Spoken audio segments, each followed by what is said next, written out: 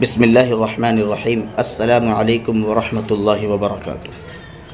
معزز ناظرین، حج کی فضیلت یہ ہے کہ اگر کوئی شخص حج کے ارادے سے جائے اور وہاں جا کر دوران حج کوئی گناہ کا عمل نہ کرے، کوئی فسق و فجور والا عمل نہ کرے، عمل انجام نہ دے اور مخلص ہو کر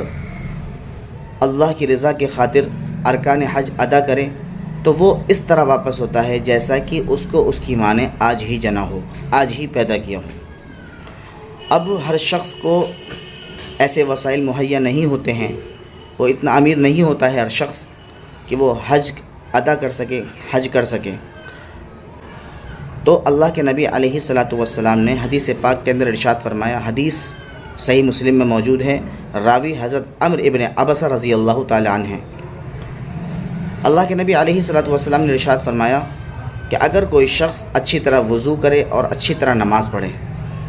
یعنی فرائض کے ساتھ ساتھ نوافل کا خوب اہتمام کرے، اچھی طرح نماز پڑھے، خشوع و خضوع کے ساتھ پڑھے، مخلص ہو کر نماز کے دوران کوئی ایسا عمل نہ کرے جس سے نماز فاسد ہو جائے، نماز خراب ہو جائے، تو وہ اس طرح ہو سکتا ہے جیسا کہ اس کو اس کی ماں نے آج ہی جنا ہو، یعنی گناہوں سے بالکل پاک کر دیں گے، دھو دیں گے، بالکل صاف و شفاف کر دیں گے۔ اس حدیث پاک کو، اس روایت کو حضرت عمرو ابن عبسہ رضی اللہ تعالی عنہ نے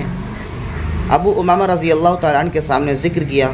ابو امامہ رضی اللہ تعالی عنہ فرمانے لگے، ارے بھائی تم جانتے ہو تم کیا فرما رہے ہو، تم کیا ذکر کر رہے ہو؟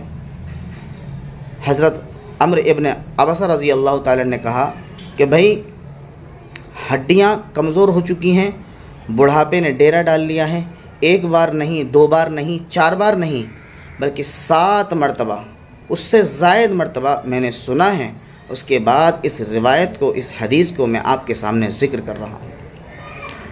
تو اس حدیث سے معلوم ہوتا ہے کہ اگر کوئی شخص اتنا امیر نہیں ہے، غریب ہے، وسائل مہیا نہیں ہے کہ وہ حج کے فریضے کو انجام دے سکے اور حاجی کی فضیلت کو حاصل کر سکے، اتنا امیر نہیں ہے،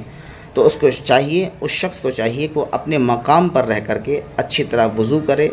فرائض کا اہتمام کرے، فرائض کے ساتھ ساتھ نوافل کا پورے مخلص ہو کر خشوع و خضوع کے ساتھ نوافل کا اہتمام کریں، تو اللہ رب العزت والجلال اس کو بھی اس طرح کر دیں گے جیسا کہ اس کو اس کی ماں نے آج ہی جنا ہو۔